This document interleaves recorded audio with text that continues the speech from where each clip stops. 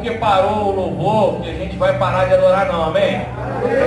Deixa o seu coração aí disposto a magnificar aquele que reina e vive pelo século dos séculos. Deixa o seu coração disposto a saltar de alegria, amém? O tempo é oportuno, o tempo é literalmente oportuno da parte do Senhor para nossas vidas. E diz a Bíblia que a alegria do Senhor é a nossa força. Então vamos nos fortalecer no Senhor, amém? Manda uma noite aqui de retorno. Amém? Gênesis capítulo 17, versículo de número 1. Todos encontraram aí? Amém? Podemos ler? Amém? Amém? Diz assim: sendo, pois, Abrão da idade de 99 anos, apareceu o Senhor a Abrão e disse-lhe: eu sou o Deus Todo-Poderoso, anda em minha presença e ser perfeito. Eu sou o Deus Todo-Poderoso, anda em minha presença e ser perfeito. Pai, graças nós te damos mais uma vez e te louvamos pela beleza da tua santidade, por tudo aquilo que o Senhor tem sido em nossas vidas. Tu és o Deus do nosso ser, tu és o Deus das nossas vidas. Nessa noite, Senhor, entregamos a ti o nosso coração. Então faz de nós conforme a tua vontade, conforme o teu querer. Que o teu Espírito tenha total e plena liberdade em nossas vidas, para atuar segundo o beneplácito do teu querer, Jesus. Nós chamamos e te louvamos, não só agora, mas como para todo sempre. Amém e amém. Queridos, nós estamos diante de um texto bíblico, aonde o Senhor ele está em um diálogo com Abrão. O contexto dessa história vai nos levar a entender a grandeza, a soberania, o poder desse Deus. O contexto dessa história vai nos levar a literalmente compreender quem é esse Deus, que não há nada, absolutamente nada impossível para Ele. O contexto dessa história é o seguinte: Deus ele aparece para Abrão em alguns capítulos atrás, e o que me chama a atenção é que Abrão estava com 86 anos de idade. Aqui, nesse texto, ele já está com quase 100, a saber, 99. A palavra, a outrora que viera ao coração de Abrão, era que ele seria o pai de uma grande nação. Mas existia um grande problema para Abrão, porque ele já era um homem de idade avançada, e a sua mulher também, já uma mulher de idade avançada. E Abrão então, até então, ele não se despojava de um filho. Ele tinha alguém em sua casa, a saber, Eliezer, mas não era seu filho. Era simplesmente um criado, ou um servo. Mas o Senhor ele aparece a Abrão dizendo para ele: olha, eu vou fazer de você pai de uma nação. Você será o pai de uma multidão. Note um pouco que o Senhor está expressando para Abrão o propósito a qual ele tinha na vida dele. Deus, na verdade, quando ele empenha a sua palavra, ele está mostrando o propósito a qual ele tem para a vida de uma pessoa. Para Abrão aqui era ser pai de uma multidão, mas ele não tinha filho. Ele não tinha filho. E para que ele fosse pai dessa multidão, ele teria que ter um filho para posteriormente vir a descendência. A ponto que ele vai indagar ao Senhor, dizendo: mas eu não tenho filhos. O que o Senhor há de me dar? Eu tenho em minha casa Eliezer, que é meu servo. O Senhor ainda diz para ele: olha, não é desse que virá a sua descendência. tempo oportuno ou no tempo determinado eu te visitarei, Abraão. E tu serás pai de uma nação. Pois bem, já no texto a qual nós lemos, o Senhor está aparecendo a Abraão. E ele agora já está com quase 100 anos de idade. Mas o detalhe é que da primeira aparição até essa segunda, aconteceu algo inusitado. Por Abraão não ter filhos e a sua esposa já ser de idade avançada, eles entenderam que Deus precisaria de uma certa ajuda para cumprir ou para literalmente concretizar o propósito de Deus na vida deles. A ponto de Agar, escrava de Saraí, ser dada para Abraão como esposa, porque no tempo a qual eles viviam, era costume, se a mulher ela não engravidasse ou não tivesse o ventre aberto, a escrava dela poderia emprestar a barriga, e eu creio que daí nasceu a tal da barriga de aluguel. E como de fato, como era de costume, Agar se deita com Abraão e diz a Bíblia que ela concebe e dá à luz a um menino chamado Ismael. Esse menino começa a crescer e chega numa idade determinada, e o Senhor visita Abraão. E o que me chama a atenção é que Abraão tem um filho com quase 100 anos de idade, agora com a sua esposa Saraí. Mas o que eu quero te explicar nessa noite é: Deus é um Deus de propósitos. É um Deus que trabalha em cima de propósitos. Nada acontece por acaso. Na verdade, acontece ou a permissão dele, ou a mão dele. Nada nunca fugiu do controle das suas mãos.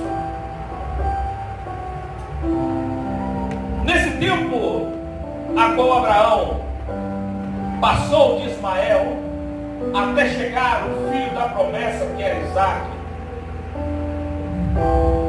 existia uma vontade permissiva do Senhor, que na verdade era Ismael.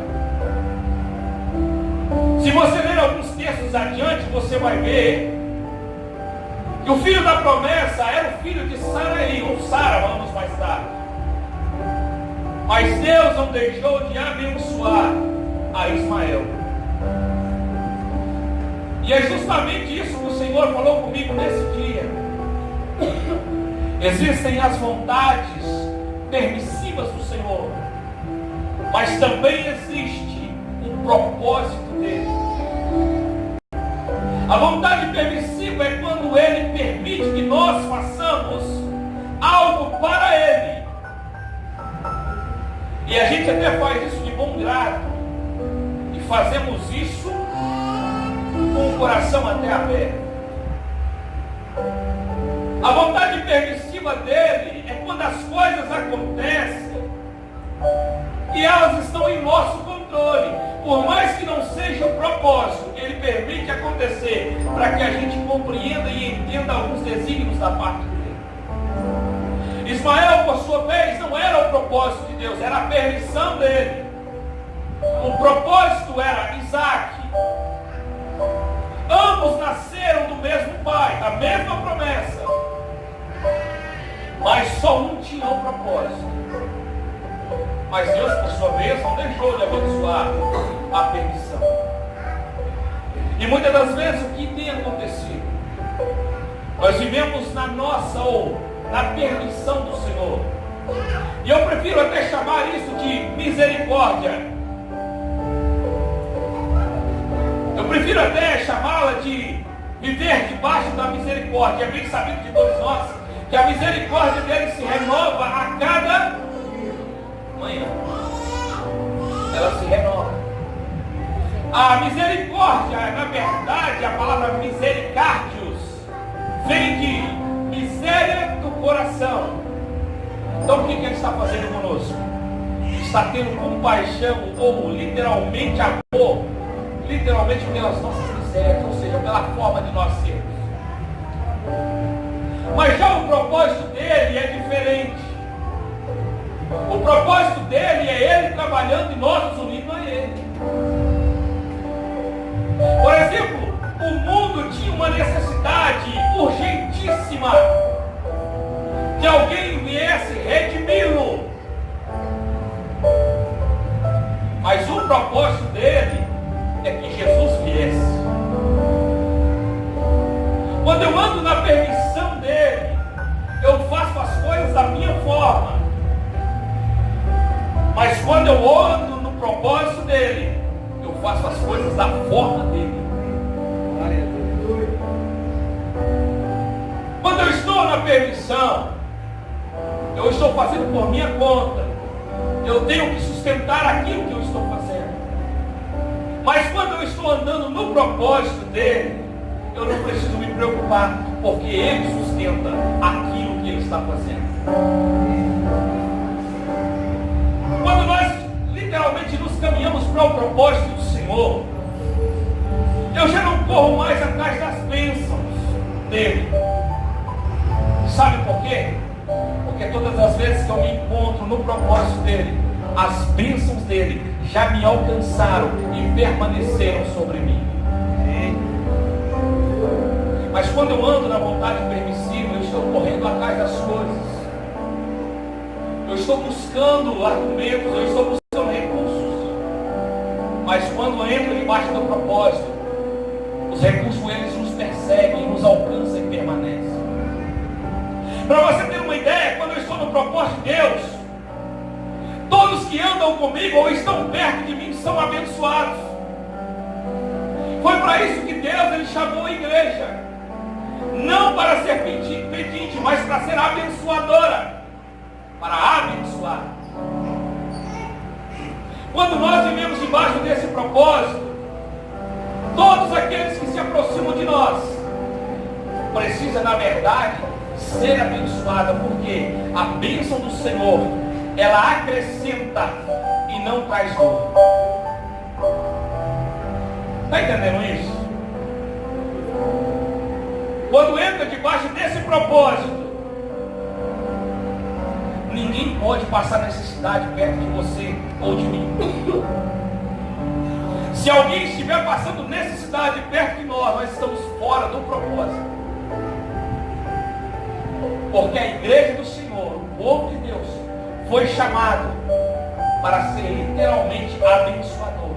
Mas como assim? Então quer dizer que quando eu entro no propósito, eu não sou abençoado mais? Não. Por quê? Porque você já é. Quando eu estou debaixo desse propósito, as bênçãos do Senhor, elas já estão sobre mim. Mas elas vêm não é simplesmente para permanecer, mas é para serem literalmente distribuídas. Quando eu entro debaixo desse propósito,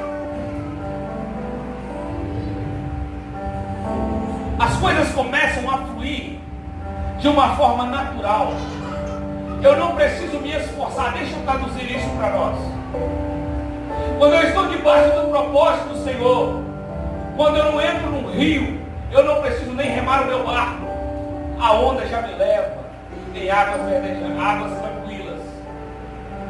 Quando eu entro para o propósito do Senhor, estou debaixo desse propósito, eu não preciso nem me preocupar com o alimento. Sabe por quê? Porque se faltar o alimento, o Senhor manda corvo com pão e com água para te alimentar. Mas o problema é que muitas das vezes nós até queremos andar nas vontades ou na vontade permissiva do Senhor e esquecemos de nos voltar para o propósito. O propósito de Deus nesse texto era Isaac, mas Deus não deixou de abençoar a Ismael. De fato que se fez dele uma grande nação, e é verdade. A bênção veio, mas o propósito era literalmente Isaac. E Deus vai concluir isso, levando Isaac a ser descendência de Abraão, mais tarde Abraão, e depois outros tantos vieram até chegar na humanidade. Mas uma coisa que me chama a atenção, que nós precisamos voltar para esse propósito.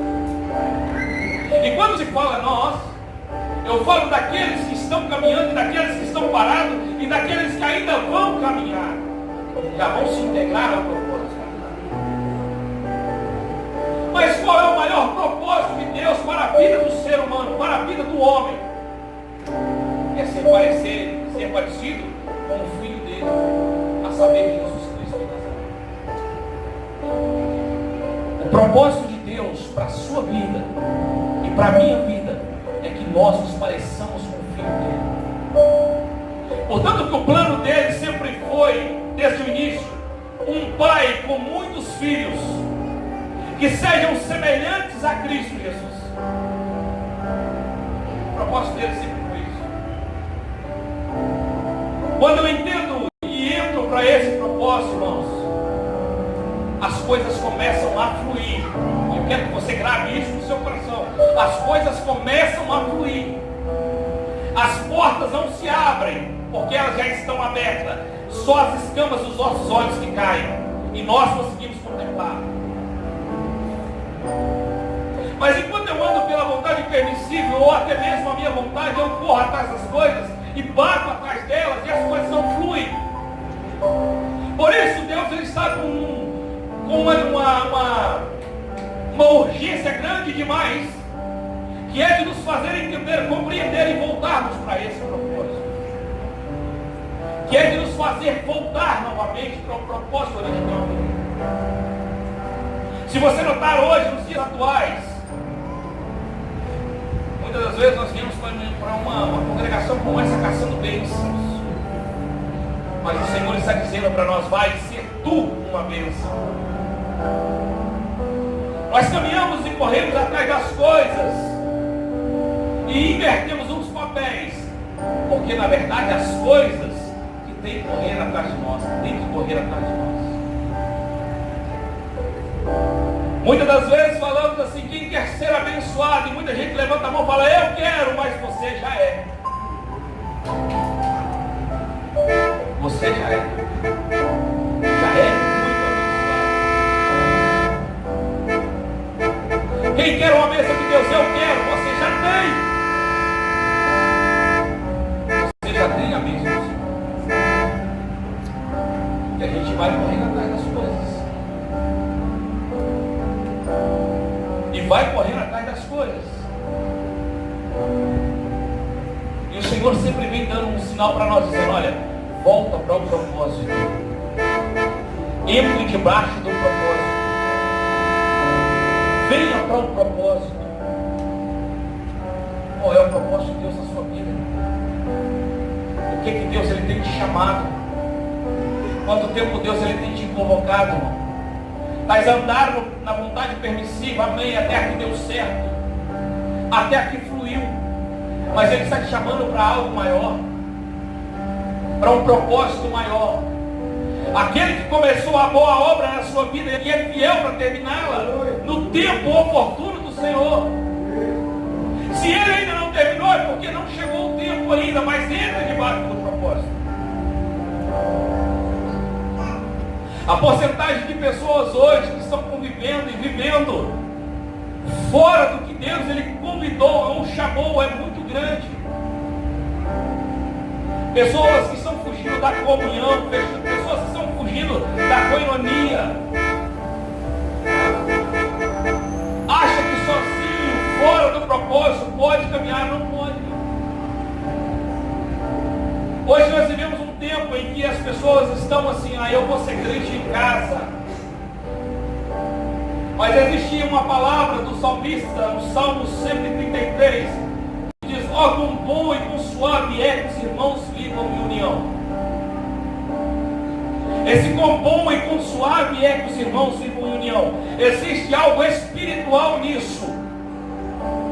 Existe algo literalmente espiritual, porque ele diz: é como o óleo que desce sobre a cabeça e desce sobre a barba de Arão.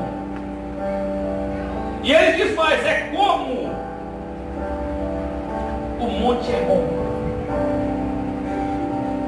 aonde Deus ordena a vida e a bênção para sempre. Você sabe qual é o propósito de Deus para a humanidade? Você sabe qual é o propósito de Deus para a igreja? É viver em comunhão. E a palavra comunhão, ela vem de koinonia, que é viver junto, no mesmo pensamento, alinhado à mesma coisa, com o mesmo foco, com a mesma cosmovisão, andando na mesma direção, cumprindo o mesmo propósito. Claro que cada um de nós temos um encargo diferente, mas para cumprir um único propósito. Hoje nós estamos aqui, a vontade permissiva do Senhor sobre as nossas vidas, e até a nossa é de estar aqui, mas o propósito dele nós só vamos saber no final. Talvez muitos de nós entrou aqui com um pensamento e vai sair daqui com outro muito diferente.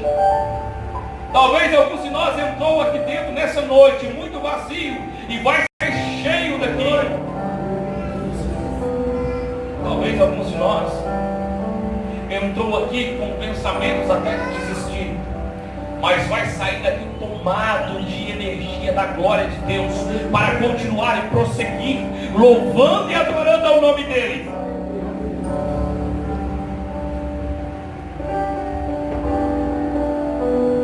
E falando em bênçãos,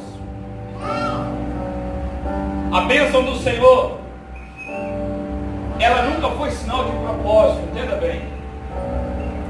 A bênção do Senhor, ela é sinal de misericórdia. É Deus abençoando porque alguém está precisando.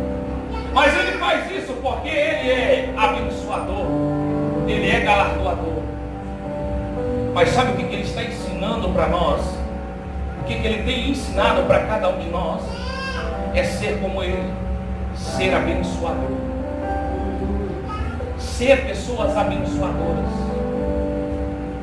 Quando a gente entende isso, a coisa começa a fluir naturalmente. Por quê? Porque você compreende que aquilo que Deus te deu, ou aquilo que Deus te abençoou, é para ajudar alguém. É para ajudar alguém. Pensa comigo. O Senhor Jesus, Ele veio dos céus para salvar uma multidão de gente, uma multidão de povos, de tribo, de língua, de raça, de nações. Ele ensinou aos seus discípulos durante 3 anos, foi o tempo que ele teve com eles, e ele sempre ensinou eles a serem abençoadores, sempre colocar o próximo na sua frente. Portanto, Paulo, ele vai entender isso muito bem entendido, que em 2 Coríntios, no capítulo 9, versículo 10, Paulo, ele vai trazer uma expressão tamanha e tremenda. Ele vai dizer assim: a uns Deus dá pão para comerem, a outros o Senhor, Ele dá semente para semear. Aí eu quero te fazer uma pergunta. O que você quer ser? Consumidor ou doador? Você quer ser aquele que recebe ou aquele que dá? E o mesmo Paulo vai dizer que melhor é dar do que receber. Olha a lógica do negócio. Porque quem dá é porque já tem. Quem dá é porque já recebeu.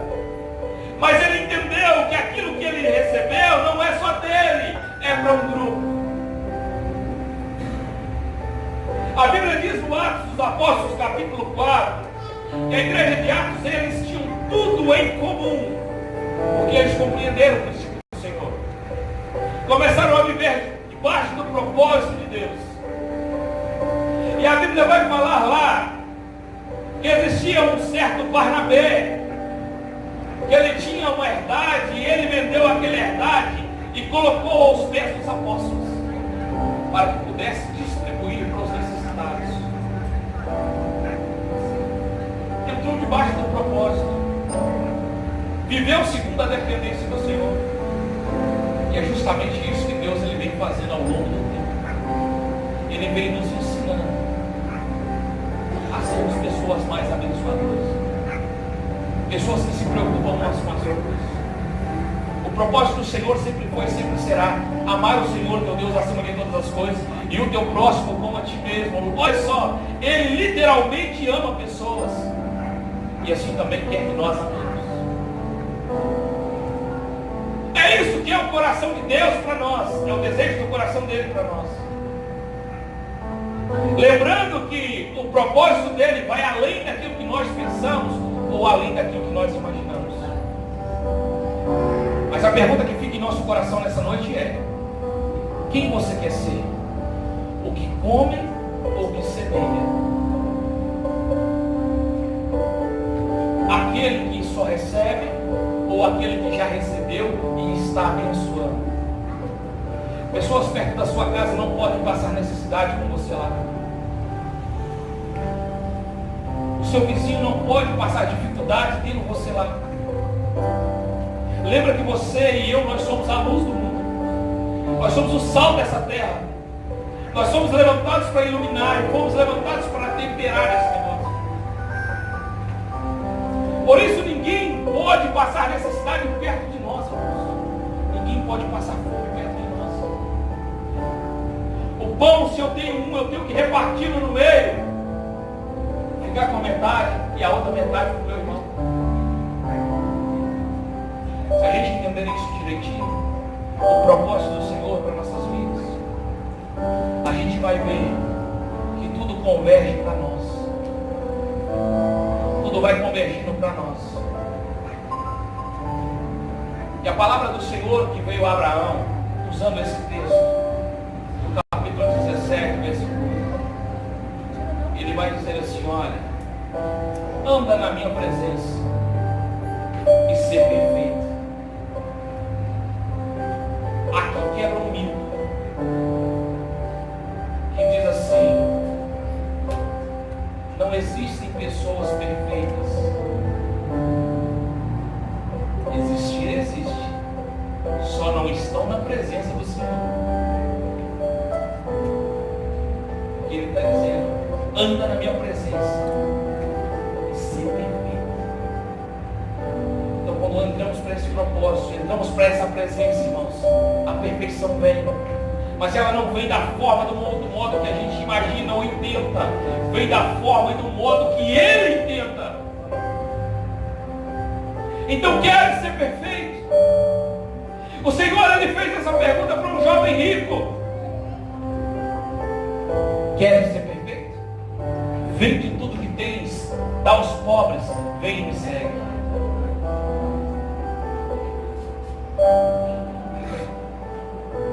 Jesus, Ele deu a sua vida por mim e por você. O que nós temos dado pelos nossos irmãos? O que nós temos entregado pelos nossos irmãos?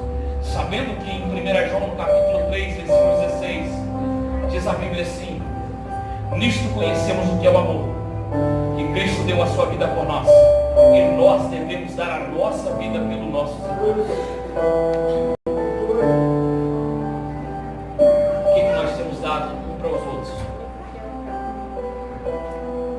Temos andado na permissão ou temos andado no propósito? Temos voltado para a permissão e temos deixado o propósito? Ou vamos voltar para o propósito e deixar a permissão? Eis a escolha a ser feita nessa noite. Eis a escolha a ser feita nessa noite para nossas vidas. Se nós queremos entrar no propósito do Senhor, irmãos, nós vamos ver coisas inefáveis e vamos fazer coisas inefáveis. Mas se continuarmos na permissão, nós vamos ficar clamando e clamando e clamando por coisas e não vamos cumprir o propósito. E a palavra do Senhor para nossas vidas hoje é: volte para o propósito. Entre debaixo do propósito. Se entregue a esse propósito. Talvez você que veio aqui, que está passado os caminhos do Senhor. A obra de Deus parou na sua vida. Você está parado, mas a obra continua. O plano dele continua. Você que era um pregador da palavra de Deus, está parado. O propósito dele sobre a sua vida ainda continua.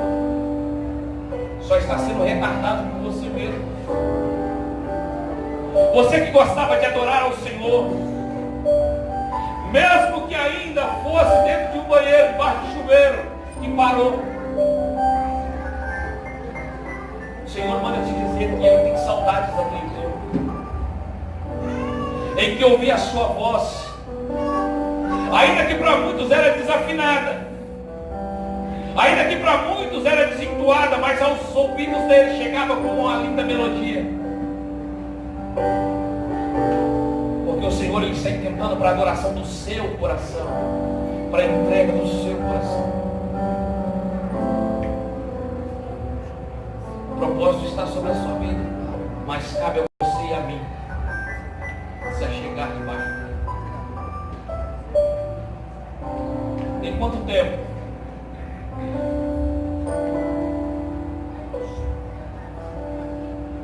que não consegues ouvir a voz dele?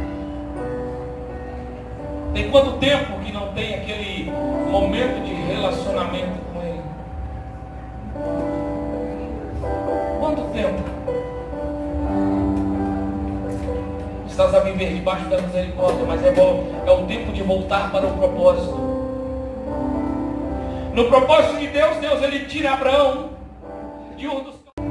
No propósito de Deus, o Senhor posteriormente tira aquela grande nação de 3 milhões de pessoas do Egito e leva para um deserto para ele alimentar.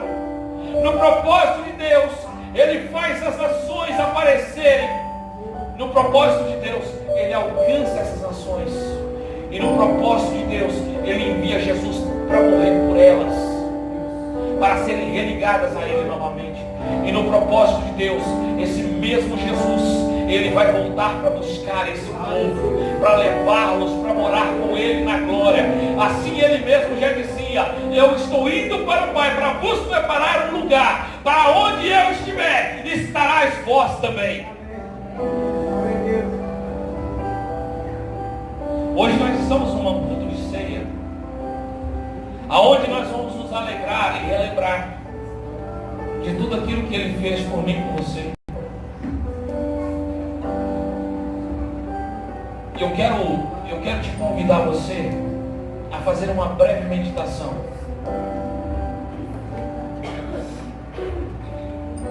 Nesse mês, quantas vezes você murmurou, reclamou? Quantas vezes você pensou: mas que vida é essa que eu tenho levado? Pare e faça uma reflexão. Nesse mês, quantas vezes você falou: mas que país é esse? Eu falei um bocado de vezes. Que país é esse que nós estamos vivendo? Que país é esse que nós estamos vivendo? Quantas vezes? Mas nós esquecemos que o que o Senhor preparou para nós é superior a tudo isso que nós estamos vivendo agora. Teve um irmão que esteve aqui no culto terça-feira e quinta-feira. Ele não está aqui hoje, o irmão André. Ele recebeu uma lição da parte de Deus, e automaticamente eu também recebi uma lição da parte de Deus através da vida dele. Eu conto isso e a gente já sei. Ele me relatou, deu uma doença nas vistas dele e ele perdeu a sua visão. Rapaz forte, ativo. Ele, com toda a saúde, com todo vigor, perde a visão. Ele disse para mim assim: olha, pastor, eu entrei numa depressão muito grande. Comecei a passar alguns perrengues. Fui parar no Serção. E quando eu cheguei no Serção, A psiquiatra disse para ele assim: olha, eu sinto a sua dor. Ele disse assim: não, a senhora não sente a minha dor, porque a senhora não está passando por aquilo que eu estou passando. A senhora pode ser solidária à minha situação, mas a minha dor você não sente. Ela falou: realmente, eu não sinto a sua dor, estou sendo solidário. E diz ele que ela entregou um cartãozinho para ele, e ele estava tão alterado com a situação, que pegou o cartão e amassou e pôs no bolso. E diz ele que quando chegou em casa, ficou um pouco angustiado, pegou aquele cartão e resolveu dar o filho dele para que ligasse para aquele lugar. A voz do outro lado era de um rapaz, e o rapaz, ele dizia para ele assim: eu sinto a sua dor. Ele disse a mesma coisa que disse para a psiquiatra, dizendo assim: não, você não sente a minha dor, você está sendo solidário à minha situação. O rapaz disse: não, eu sinto a sua dor, porque eu também sou um deficiente visual. Diz ele que ele tomou um choque naquele exato momento, porque veio uma realidade sobre ele, dizendo: olha, você não é o único. Ele tentou no coração em ir naquele lugar, e quando ele chega lá, a recepcionista, ela era deficiente visual. E a palavra dela para ele foi essa: antes de você me contar a sua história, deixa eu te contar a minha. E diz ele que, assentado do jeito que estava, começou a ouvir a história da mulher. Ela nasceu com deficiência visual. Ela fez uma pergunta para ele que mudou a história dele. Ela disse para ele que qual é o céu? Ele disse para ela: olha, doutora, é azul. Aí ela disse para ele, glórias a Deus, porque em 43 anos de vida você pôde ver o céu, você sabe o que é a cor azul. Eu nunca vi a cor azul. Eu sei de descrever, porque eu já ouvi, mas eu nunca vi a cor azul. Ela fez uma outra pergunta para ele e disse: olha, você viu a face da sua mãe? Ele disse: sim, eu já vi a face da minha mãe. Aí sabe qual foi a resposta dela para ele? Eu nunca vi a face da minha mãe. E ele falou para mim que naquele momento ele já estava tremendo.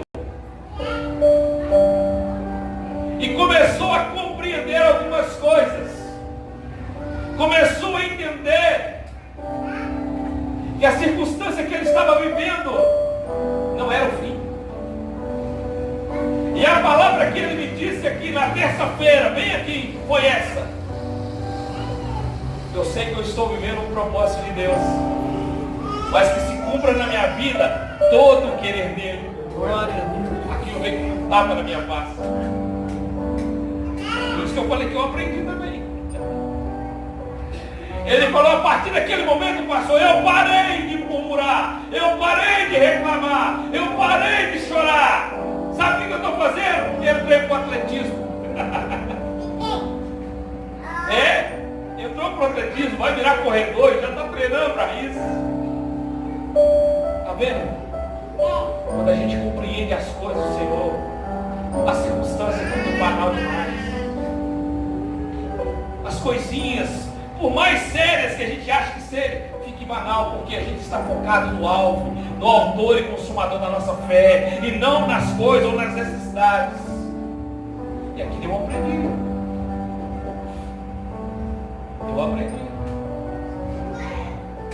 Já dizia o ditado: é vivendo e aprendendo.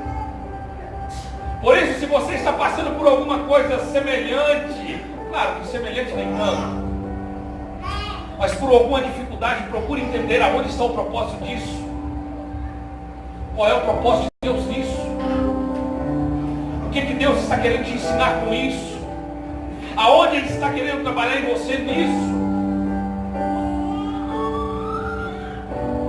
Porque o propósito de Deus é bem sabido de todos nós, que Ele tem início, meio e fim. talvez você está no início, ou está no meio. O fim vai ser quando Jesus voltar. Até lá você vai ter que aguentar, assim como eu. Mas seja forte, corajoso, porque diz o Senhor: eu sou contigo. Você está entendendo isso, irmão? Volte para o propósito do Senhor, entre debaixo dele. Por mais estranho que pareça ser a circunstância, fica firme, não desanima. O propósito de Deus para a vida de Jesus era justamente a cruz, que não era dele, era nossa, mas ele foi para ela, pois era o propósito do Pai. Então nós precisamos compreender isso. E nessa noite, eu queria convidar a todos nós a participarmos desse corpo, desse sangue, da gente se entregar a Ele, da gente se voltar para Ele, sabe? Da gente literalmente se deleitar no coração, no peito dele. Vamos ficar de pé? Eu queria convidar os irmãos aqui à frente.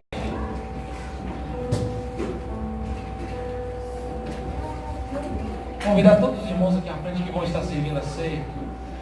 Pastor, mas para quem é a ceia? É para você mesmo. Para quem que é a ceia? Quem pode participar? Aquele que tem as mãos limpas, o coração puro, que serve bem o corpo do Senhor. O que é que servir o corpo do Senhor? É saber o porquê que Ele morreu por ti. É literalmente saber o porquê que Ele morreu. E nessa noite eu não queria que a gente ficasse com tristeza. É uma noite de alegria, nós estamos na presença dele, então nós estamos ficando perfeitos. Olha o seu irmão que está do seu lado, olha como é que já está até mais bonito, olha. Está vendo? Dá um sorrisinho para ele, para ela. Olha como é que já está até mais bonita. Como é que está até mais bonito. Não é? É, na presença de Deus as pessoas ficam lindas. Então continua lá. É assim ou não é? Pode descontar aí, olha só. Fala para ele, fala para ela. Olha, não é que parece mesmo que você hoje está até mais bonito ou mais bonita? Parece não, você está. Na presença dele é assim, irmão.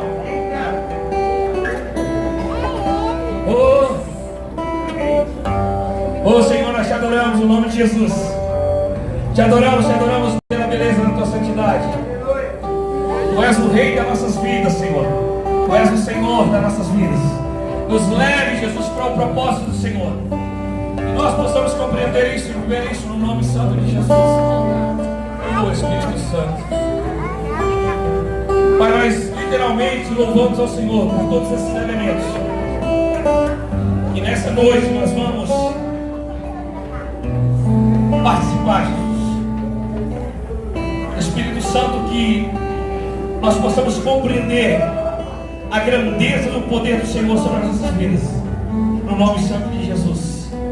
Amém. Tu és a minha luz, a minha salvação, e a ti me renderei.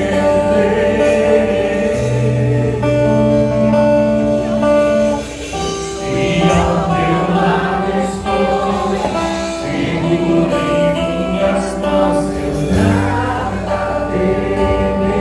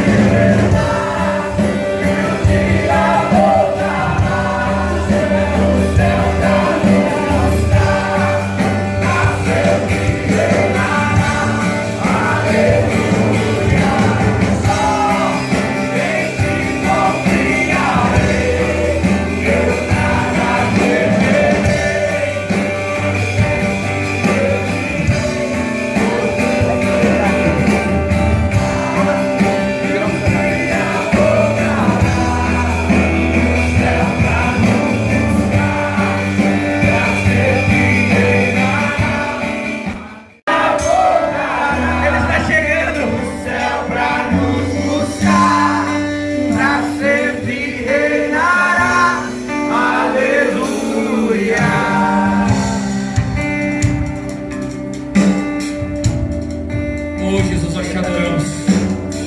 Te adoramos, Pai. Deixa eu ler o texto de 1 Coríntios, capítulo 11.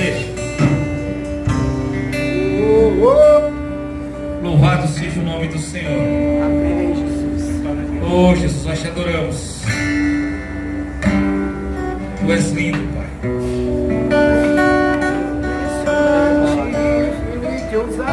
Glória a Jesus. Versículo 23 diz assim: porque eu recebi do Senhor o que eu também vos ensinei. Aleluia. E o Senhor Jesus, na noite que foi traído, tomando o pão e tendo dado graças, o partiu e dizendo: tomai e comei, isso é o meu corpo, que é partido por vós. Fazer isso em memória de mim. Olha só, fazer isso em memória dele, lembrando de tudo que ele fez,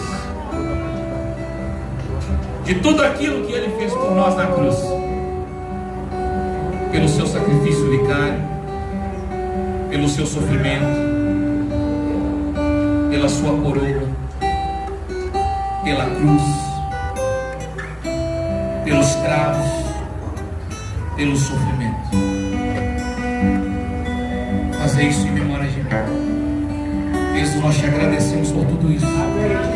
Somos gratos a ti por tudo que o Senhor fez por nós.